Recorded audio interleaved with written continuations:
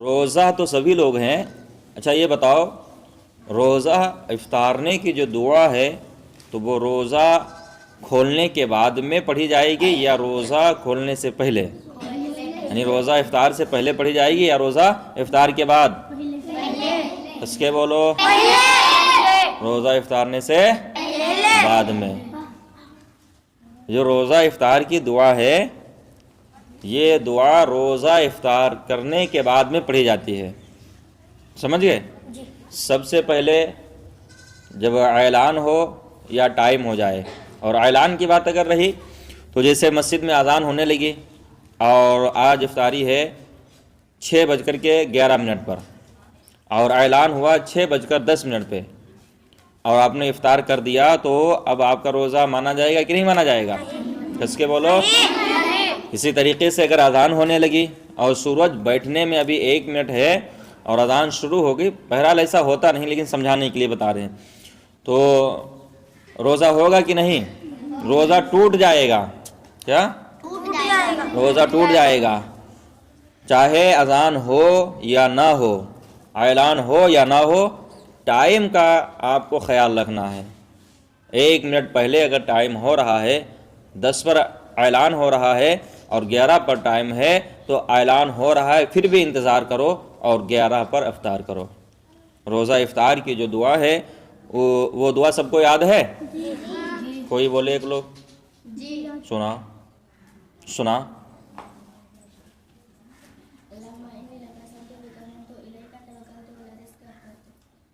یہی ہے؟ کس کے بولو. اچھا تمہیں یاد ہے؟ اور کس کو یاد ہے؟ ادھر سے بولو. ثنا. اور تمہیں یاد ہے دعا؟ ہاں سنا. روزہ افطار کی دعا. ہاں سنا. ہاں سنا. تم سنا.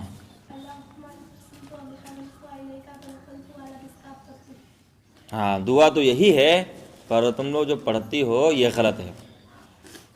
ٹھیک، دعا یہی ہے لیکن پڑھنے میں فرق ہے. اللہم لکا سمتو وبکا آمنتو وعلیکا توکلتو وعلی رزقک افطرتو. یہ دعا ہے. اللہم لکا سمتو وبکا آمنتو وعلیکا توکلتو وعلی رزقک افطرتو.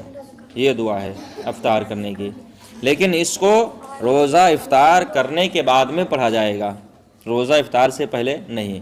سب سے پہلے جب ٹائم ہو بسم اللہ پڑھ کر کے روزہ کھولو، روزہ کھولنے کے بعد میں پھر یہ دعا پڑھو. ٹھیک، روزہ کھولنے کے بعد میں یہ دعا پڑھی جاتی ہے. تو اب یاد ہے سب کو کہ کب پڑھی جائے گی دعا؟ روزہ افطار کرنے کے بعد میں یہ دعا پڑھی جاتی ہے. اور نماز تراویح سنت موقدہ ہے. تو نماز تراویح کون کون پڑھتا ہے؟ کتنی رکعت ہے نماز تراویح؟ 20 رکعت. کہہ کے پڑھتی ہو؟ 2 کر کے. اور تم لوگ نماز کیوں نہیں پڑھتے ہو تراویح کی؟ نماز تراویح پڑھا کرو، تم نہ کرو، تم بہت شیطان ہو. بہت شیطانی کرتے. روزہ رکھا کرو اور جن کے اوپر روزہ فرض ہیں وہ بالکل نہ چھوڑے. اور 7 سال کی جو لڑکیاں ہیں 8 سال کی ان سے کہو کہ وہ روزہ ضرور رکھیں. ٹھیک، اگر نہیں رکھیں گے تو گنہگار نہیں لیکن رکھیں ضرور. لڑکے 8 سال کے ہیں روزہ رکھیں، نہیں رکھتے ہیں تو وہ گنہگار نہیں ہوں گے. اور جب 10 سال کے ہو جائیں تو مار کے روزہ رکھانے کا حکم ہے. ہاں روزے کی فضیلت بہت ہے جیسا کہ آپ لوگوں کو بتایا گیا. اور روزے دار اگر کوئی روزے کی حالت میں مر جاتا ہے تو اللہ رب العزت اس پہ اتنا فضل فرماتا ہے کہ جہنم کی آگ بھی اس کو نہیں جلائے گی. ہے نا؟ سنو اس کو، جہنم کی آگ بھی نہیں جلائے گی. جب جہنم میں اس کو ڈالا جائے گا، صرف جو جہنم کے لوگ ہیں ان کو دکھانے کے لیے جب ڈالا جائے گا تو جہنم کی آگ بھی اس سے بھاگے گی، روزے دار سے. جو انسان روزے کی حالت میں مرا اس سے دوزخ کی آگ بھی بھاگے گی. جب دوزخ کی آگ بھاگ رہی ہوگی کہ دوزخ کے جو دروغہ ہیں ان کا نام کیا ہے؟ کس کے بولو، بتایا ہے کہ نہیں؟ جہنم یعنی دوزخ کے دروغہ کا نام کیا ہے؟ دوزخ کے دروغہ کا نام کیا ہے؟ بتایا تھا کہ نہیں بتایا تھا؟ بولو۔ سپاہی بڑا ہوتا ہے کہ دروغہ؟ تو دروغہ کا نام کیا ہے بتاؤ؟ بھول گئے۔ حضرت مالک علیہ السلام، بتایا تھا کہ نہیں بتایا تھا؟ جہنم کے دروغہ کا نام کیا ہے؟ اب نہ بھولنا، نہ سمجھاؤں لال، یہ دیکھو، یہ ہے سمجھاؤں لال، ایک اور ہے ادھر ہے، یہ والے، یہ والے، ہاں۔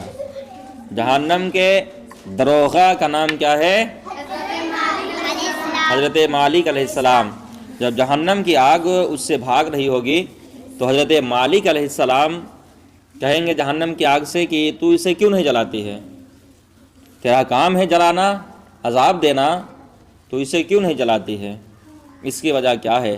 تو جہنم کی آگ کہے گی اے مالک، میں اسے کیسے جلاؤں جبکہ اس کے منہ سے روزے کی بو آ رہی ہے، روزے کی خوشبو آ رہی، بو معنی ہوتا ہے خوشبو، روزے کی بو آ رہی ہے۔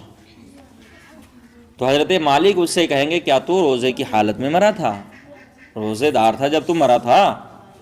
تو کہے گا ہاں میں روزے دار تھا، میں روزے سے تھا۔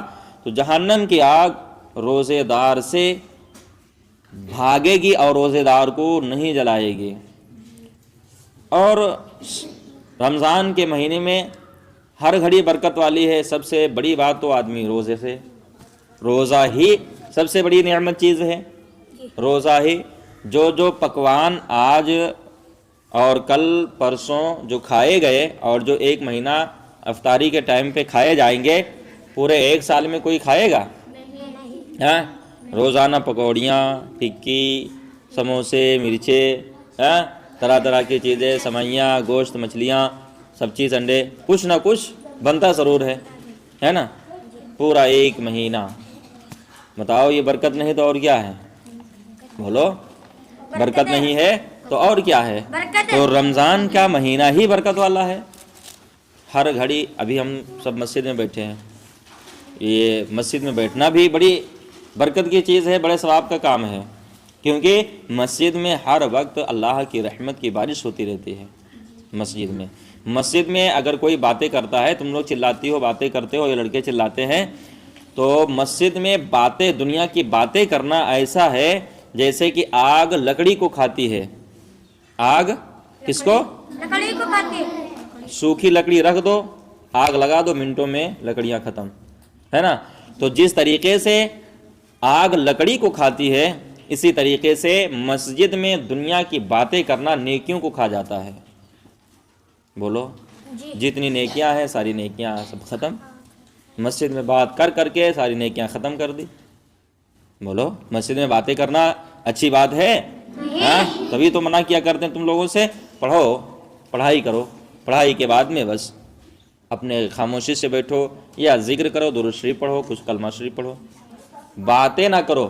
مسجد میں باتیں کرنا، دنیا کی باتیں کرنا نیکیوں کو ضائع کر دیتا ہے۔ تو رمضان کا مہینہ ہر گھڑی برکت والا ہے۔ رمضان کے مہینے میں برکتیں ہی برکتیں ہیں، اور روزہ ہر مرد، عورت، عاقل، بالغ کے اوپر فرض ہے۔ روزہ افطار کی دعا روزہ افطار کرنے کے بعد میں، یعنی کچھ کھا پی کر کے پڑھنی چاہیے، اس کے بعد میں فوراً اس کے بعد میں نماز کی تیاری کرو، نماز پڑھو، اور پھر اللہ رب العزت کی بارگاہ میں دعا کیا کرو۔ سمجھ گئے؟ تو آج کے بعد میں روزہ افطار کی دعا کب سے پڑھی جائے گی؟ بعد